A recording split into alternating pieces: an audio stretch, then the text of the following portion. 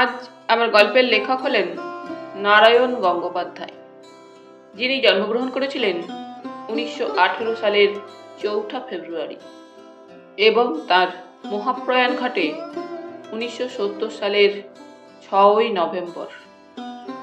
তার প্রতি গভীর শ্রদ্ধা নিবেদন করে শুরু করছি আজকের গল্প,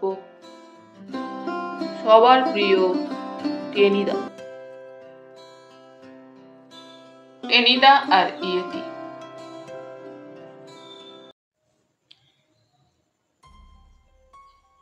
ক্যাবলা বললে, ইয়েতি টিয়েতি সব বোগাস। চেঁ করে চেঁচিয়ে উঠল হাবুল সেন। তুই কইলেই বোগাস হইব। হিমালয়ের একটা মাঠে ইয়েতি চামড়া রাইখা দিচ্ছে, জানোস তুই? ওটা কোনো বড় বানরের চামড়াও হতে পারে। চশমা শুদ্ধ নাকটাকে আরো ওপরে তুলে ক্যাবলা গম্ভীর গলায় জবাব দিলে।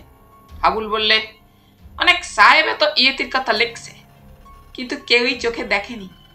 যেমন সবাই ভূতের গল্প বলে, অথচ নিজের চোখে ভূত দেখেছে এমন একটা লোক খুঁজে বের কর দেখি।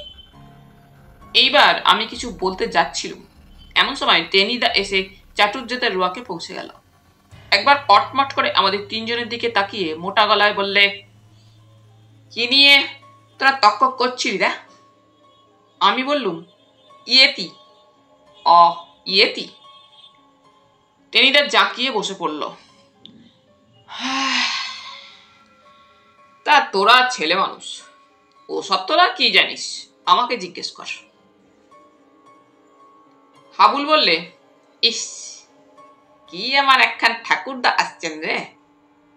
টেনিদা বলল, চপ্রাও, গুরুজনকে অশ্রদ্ধা করবি তো এক চরে তোর কান আমি কানপুরে পৌঁছে দেব। ইয়া কারেক্ট বলে টেনিদা এমন জোরে আমার পিঠ থাবড়ে দিলে যে পাঁজরাগুলো পর্যন্ত ঝনঝন করে উঠল। তারপর বললে, ইয়েতি সেই যে কি বলে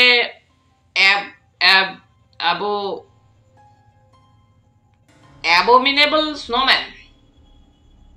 মরুগে, ইংরেজিটা বড্ড বাজে, ইয়েতি ভালো। তোরা বলছিস নেই? আমি নিজের চোখে ইয়েতি দেখেছি। তুমি? আমি আটকে উঠে বললাম। অমন করে চমকালি কেন শুনি? চোখ পাকিয়ে টেনিদা বললে, আমি ইয়েতি দেখবো না তো কি তুই দেখবি? সেদিনও পটল দিয়ে শিঙি মাছের ঝোল খেতিস, তোর আস্পর্ধা তো কম নয়। আবুল বললে, না, বেলা দেখবো কেন? আমরা ভাবতেছিলাম ইয়েতি তো দেখবো প্রেমেন মিত্তিরের ঘনাদা। তুমি ওই সব ভেজালে আবার গেলা কবে? ঘনাদার নাম শুনে টেনিদা কপালে হাত ঠেকালো। ঘনাদা, তিনি তো মহাপুরুষ। ইয়েতি কেন, তোর দাদা মশাইয়ের সঙ্গেও তিনি চা বিস্কুট খেতে পারেন। তাই বলে আমি একটা ইয়েতি দেখতে পাবো না, এ কথা মানে কি? ক্যাবলা বললে, তুমি নিশ্চয়ই দেখতে পারো, তোমার অসাধ্য কাজ নেই, কিন্তু কবে দেখলে, কোথায় দেখলে, শুনতে চাস? ক্যাবলার মুখ থেকে কথা কেড়ে নিয়ে টেনিদা বললে, তাহলে সামনের ভুজাওয়ালার দোকান থেকে 2 আনা ঝালমুড়ি নিয়ে আয়, কুইক। আর ততক্ষণাৎ আমার পিঠে একটা বখাটে রদ্দা কষিয়ে বললে, নিয়ে আয় না, কুইক।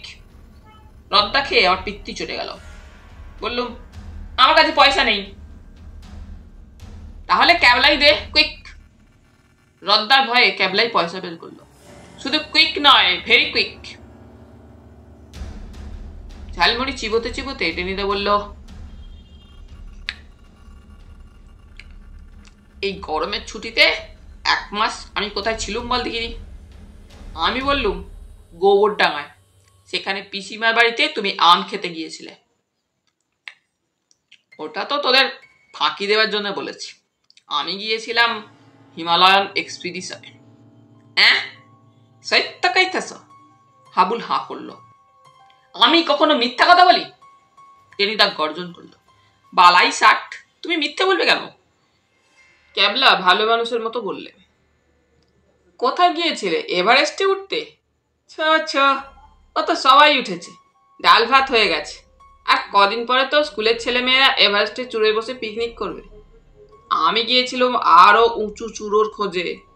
আছে নাকি? আমরা 3 জনেই চমকালুম। কিছুই বলা যায় না। হিমালয়ের কয়েকটা সাইড তো মেঘে কুয়াশায় চিরকালের মতো অন্ধকার। এখনো সেসব জায়গায় রহস্যই ভেদ হয়নি। লাস্ট ওয়ারের সময় দুজন আমেরিকান পাইলট বলেছিল না, 35,000 ফুট ওপরেও তারা পাহাড়ের চূড়ো দেখেছিল একটা। তারপর সে যে কোথায় হারিয়ে গেল। তুমি সেই চূড়ো খুঁজে পেয়েছো টেনিদা? আমি জানতে চাইলাম। থাম ইডিয়েট, তাহলে তো কাগজে কাগজে আমার ছবিই দেখতে পেতিস। আমি কি আর তবে তোর ওই সিটি কলেজের ক্লাসে বসে থাকতুম আর প্রক্সি দিতুম? কবে আমাকে মাথায় তুলে সবাই দিল্লি টিল্লি নিয়ে যেত, আমি কি বলে একটা পদ্ম বিভীষণ হয়ে যেতুম। ক্যাবলা বললে, পদ্ম বিভূষণ ওই একই কথা। ঝালমুড়ির ঠোঙা শেষ করে টেনিদা বললে, চুপ কর, এখন ডিস্টার্ব করিসনি। না, নতুন চূড়ো খুঁজে পেলুম না। সেই যে কি বলে পাহাড়ের কি তুষার ঝড়। ক্যাবলা বললে, ব্লিজার্ড। হ্যাঁ, এমন ব্লিজার্ড শুরু হলো যে শেরপা টেরপা সব গেল পালিয়ে। আমি আর কি করি, খুব মন খারাপ করে চলে এলুম কালিম্পংয়ে। সেখানে কুট্টি মামার ভাইরা ভাই হরেকেষ্টবাবু ডাক্তারি করেন, উঠলুম তার ওখানে। তাহলে ইয়েটি দেখলে কোথায়? আমি জানতে চাইলুম। সেই ব্লিজারের ভেতর? কালিম্পংয়ে। কালিম্পংয়ে ইয়েতি? হাবুল চেঁচিয়ে উঠল। চাল মারানোর জায়গা পাও নাই? আমি যাই নাই কালিম্পংয়ে, সেখানে ইয়েতি?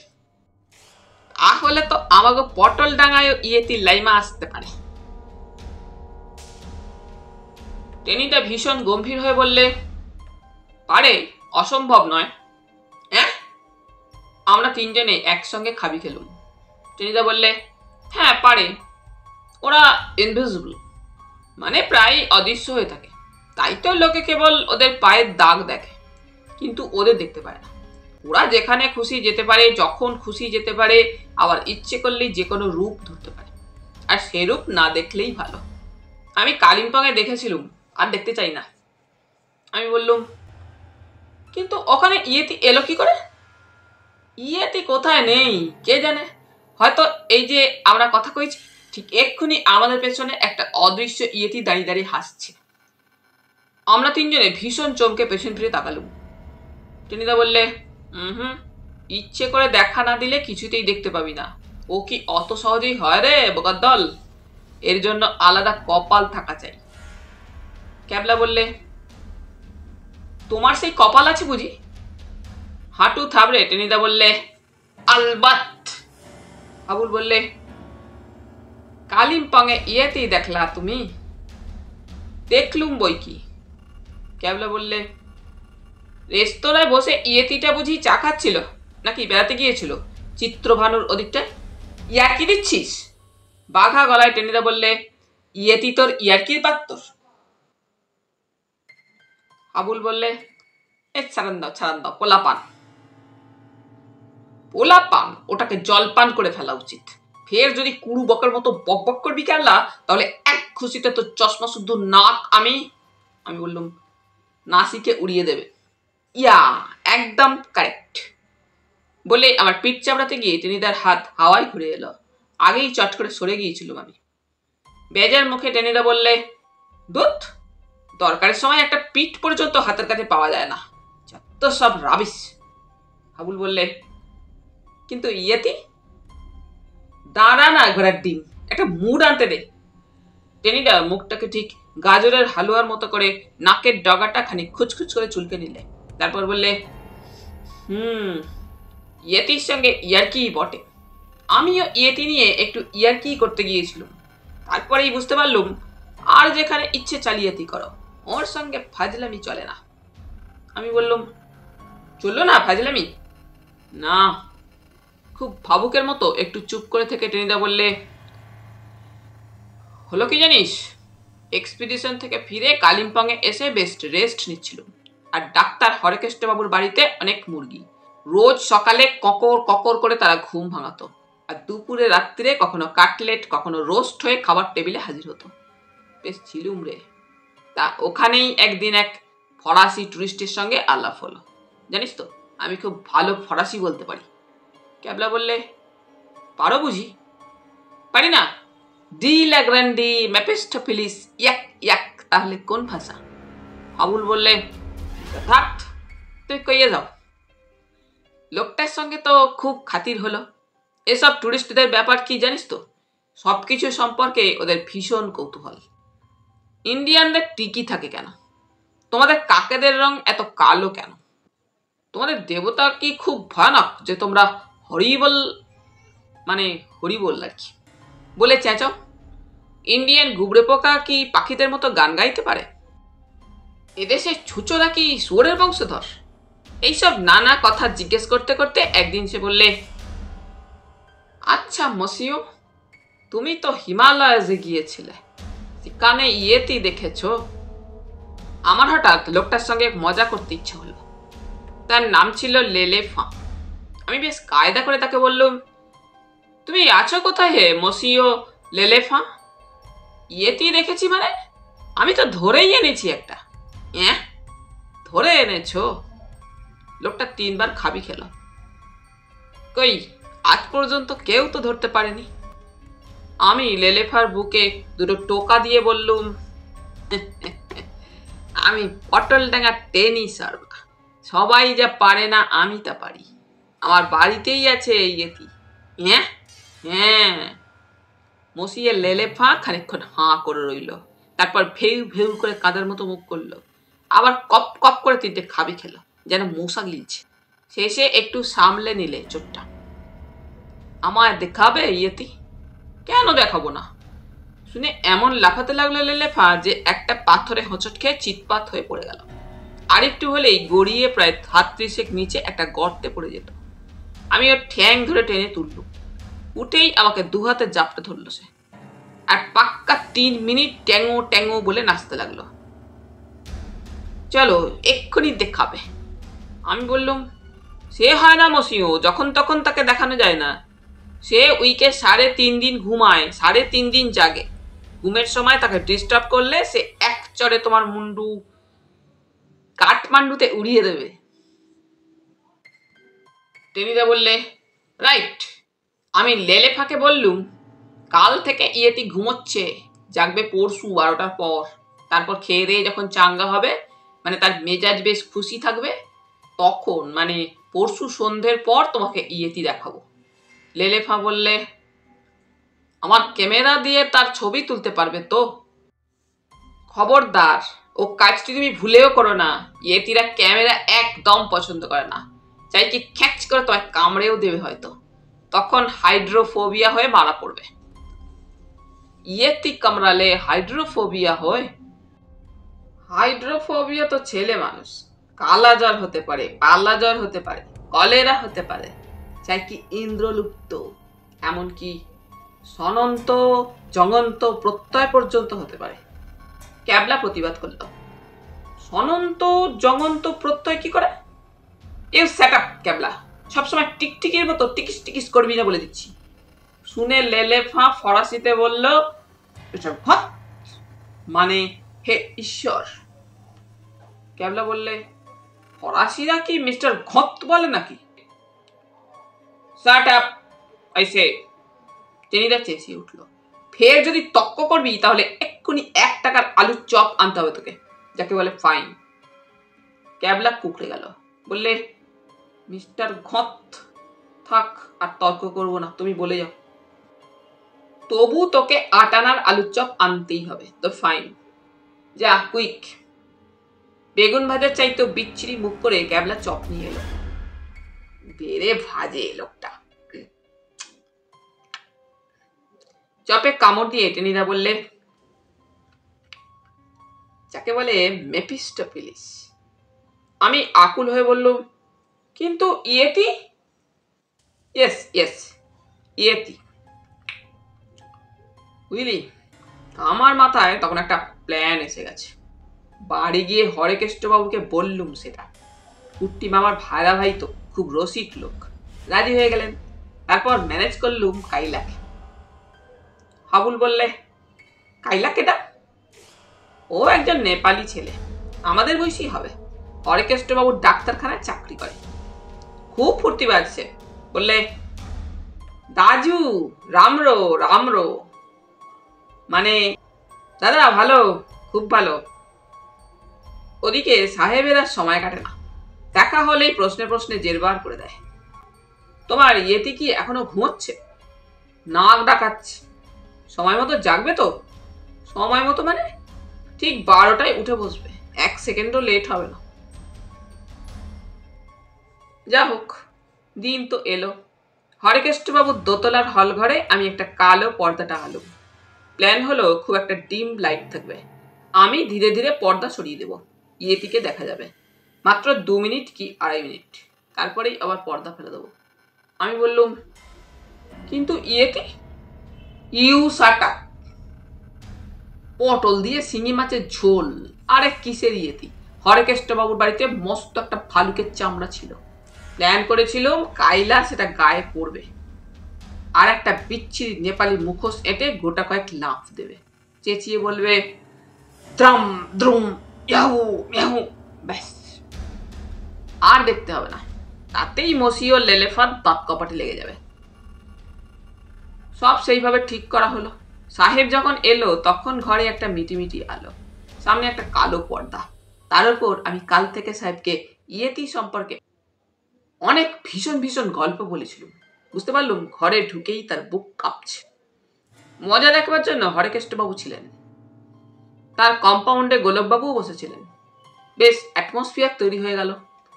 1 2 3 বলে আমি পর্দাটা সরিয়ে দিলুম, আর আমরা একসঙ্গে বললুম, আর এ কি, এ তো কাইলা নয়, তার ভালুকের চামড়া পড়ে গেছে, মুখোশ ছিটকে গেছে, চিৎপাত অবস্থায় ব্যাঙের মতো হাতটা ছড়িয়ে পড়ে আছে সে।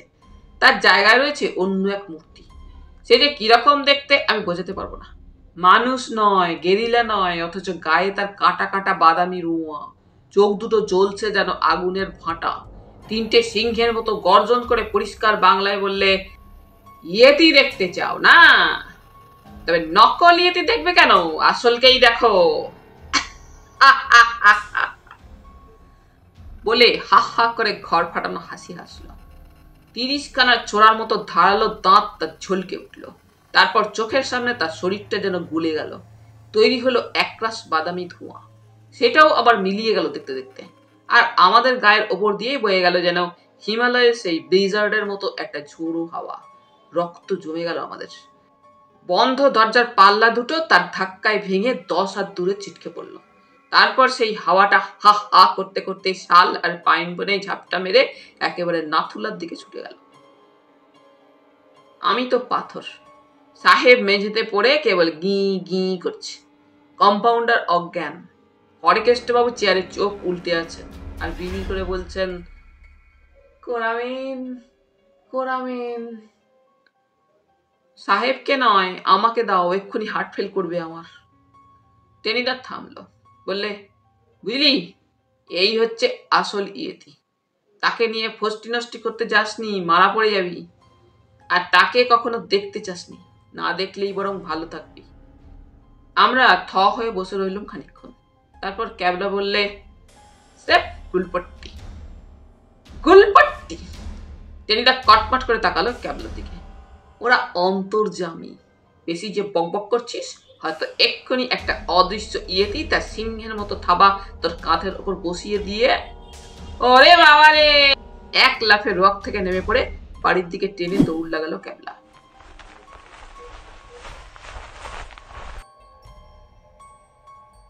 ক্যামোফ্লেজ।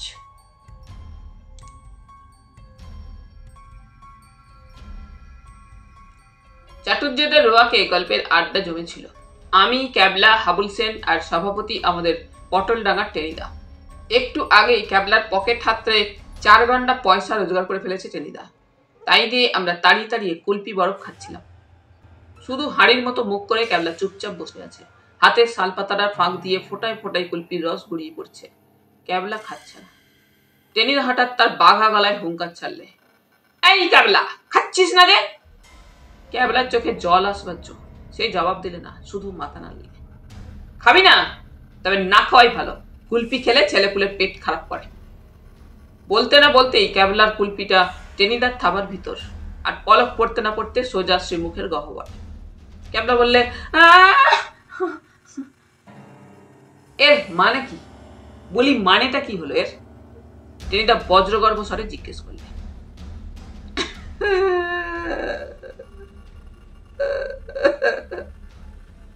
ক্যাবলা এবারে কেঁদে ফেললে। আমার 4 আনা পয়সা তুমি মেরে দিলে, অথচ আমি ভাবছিলাম সিনেমা দেখতে যাব, একটা ভালো যুদ্ধের বই। যুদ্ধের বই? টেনিদা তাঁত খিচিয়ে উঠলো। বলি যুদ্ধের বইতে কি দেখবার আছে না? দুরুম দারুম, খালি ধুম ধারাক্কা আর খানিকটা বাহাদুর কা খেল। যুদ্ধের গল্প যদি শুনতে চাস তবে শোন আমার কাছে। তুমি যুদ্ধের কি জানো? আমি ভয়ে ভয়ে প্রশ্ন করলাম। কি বললি বেলা? টেনিদার হুঙ্কারে আমার পালা জ্বরের পিলে নেচে উঠল। আমি জানি নে, তবে কে জানে শুনি? তুই? না, আমি আর জানবো কোত্থেকে? আমি তাড়াতাড়ি বললাম, আমি তো বাসক পাতার রস খাই আর পালা জ্বরে ভুগি, ওসব যুদ্ধ ফুদ্ধ আমি জানবো কেমন করে? তবে বলছিলাম কি না। কিন্তু টেনিদার চোখের দিকে তাকিয়ে আমি সোজা মুখে স্ক্রুপ এঁটে দিলুম। কিছু বলছিলি না? মানে কখনোই কিছু বলবি না। টেনিদার চোখ দিয়েই যেন আমাকে একটা পেল্লায় রদ্দা কষিয়ে দিলে। ফের যদি যুদ্ধের ব্যাপার নিয়ে ঘাঁটাঘাঁটি করেছিস তবে ক্রুদ্ধ হয়ে নাকের ডগায় এমন একটি মুগ্ধ বোধ বসিয়ে দেবো যে সোজা বুদ্ধদেব হয়ে যাবি, বুঝলি? মানে মিউজিয়ামের নাক ভাঙা বুদ্ধদেব দেখেছিস তো, ঠিক সেই রকম। আতঙ্কে আমি একেবারে ল্যাম্প পোস্ট হয়ে গেলাম। টেনিদা গলা ছেড়ে বললে, আমি যখন যুদ্ধে যাই, মানে বার্মা ফ্রন্টে যেবার গেলাম, খুব খুব করে একটা চাপা আওয়াজ। হাবুল সেন হাসি চাপতে চেষ্টা করছে। হাসছি যে হাবলা? টেনিদা এবার হাবুলের দিকে মনোনিবেশ করলো। মুহূর্তে হাবুল ভয়ে পানসে মেরে গেল। ততলিয়ে বলল, এই না না না না, মানে ভাবছিলাম তুমি আবার কবে যুদ্ধে গেলা। দারুণ উত্তেজনায় রোয়াকে সিমেন্টের ওপর একটা কিল বসিয়ে দিয়ে টেনিদা তারপর সেটাকে সামলে নিয়ে চিৎকার করে বললে, গুরুজনের মুখে মুখে তক্ক, ওই জন্যই তো দেশ আজও পরাধীন। বলি আমি যুদ্ধে যাই না যাই তাতে তোর কি? গল্প শুনতে চাস তো শোন, নইলে স্রেফ ভাগায় চলে যা। তোদের মতো বিশ্ববকাটাকে কিছু বলতে যাওয়াই ঝক মারি। না না, তুমি বলে যাও, আর আমরা তর্ক করব না। হাবুল সভয়ে আত্মসমর্পণ করল। টেনিদা কুলপির শালপাতাটা শেষবার খুব দরদ দিয়ে চেটে নিলে।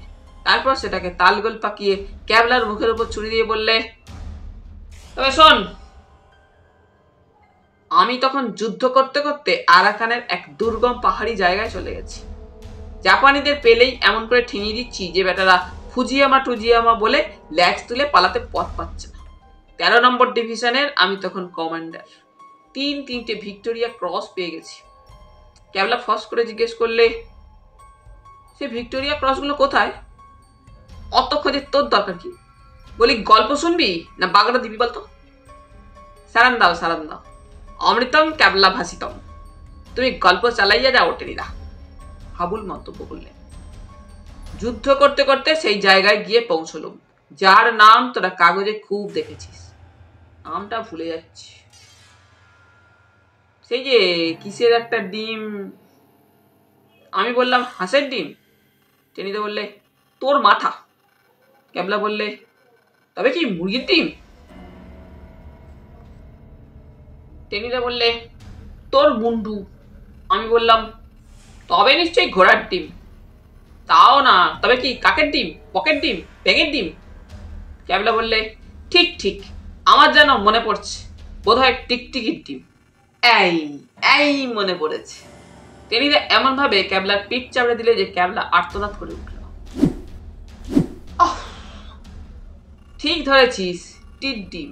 হ্যাঁ, যা বলছিলাম, টিট ডিমে তখন যুদ্ধ হচ্ছে। জাপানি পেলেই পটাপট মেরে দিচ্ছে। চা খেতে খেতে জাপানি মারছি, ঝিমুতে ঝিমুতে জাপানি মারছি, এমনকি যখন ঘুমিয়ে ঘুমিয়ে নাক ডাকাচ্ছি তখনও হোক না হোক 2-4টে জাপানি মেরে ফেলছি। নাক ডাকাতে ডাকাতে জাপানি মারা, সে আবার কিরকম? আমি কৌতূহল দমন করতে পারলাম না। টেনিদা একগাল হাসল। সে ভারী ইন্টারেস্টিং। আমার ওই কুতুব মিনারের মতোই নাক দেখেছিস, আর এর ডাকটা তো কখনো শুনিসনি। একেবারে যাকে বলে রণডম্বুর। ওই জন্যই তো মেজো কাকা গেল বছর বিলিতি ইঞ্জিনিয়ার ডেকে আমার ঘরটা সাউন্ড প্রুফ করিয়ে দিলে, যাতে বাইরে থেকে ওর আওয়াজ কারো কানে না যায়। তাছাড়া পাড়ার লোকেও কর্পোরেশনে লেখালেখি করেছিল কিনা। একদিন তো পুলিশ এসে বাড়ি তছনছ। রোজ রাত্রে এ বাড়িতে মেশিন গানের আওয়াজ পাওয়া যায়। নিশ্চয়ই এখানে বেআইনি অস্ত্রের কারখানা আছে। এ এক কেলেঙ্কারি কাণ্ড। যাক, সে গল্প আর একদিন হবে। হ্যাঁ, গল্পটা বলি। রোজ রাত্রে ট্রেঞ্চ থেকে আমার নাকে এমন আওয়াজ বেরোতো যে আর সেন্ট্রি দরকার হতো না। জাপানিরা ভাবতো সারা রাত বুঝি মেশিন গান চলছে, তাই পাহাড়ের ওপার থেকে তারা আর নাক গলাবার ভরসা পেত না। আমাদের যিনি সুপ্রিম কমান্ডার ছিলেন, নাম বোধহয় মিস্টার বোগাস, তার মগজের শেষে একটা চমৎকার বুদ্ধি গজালে।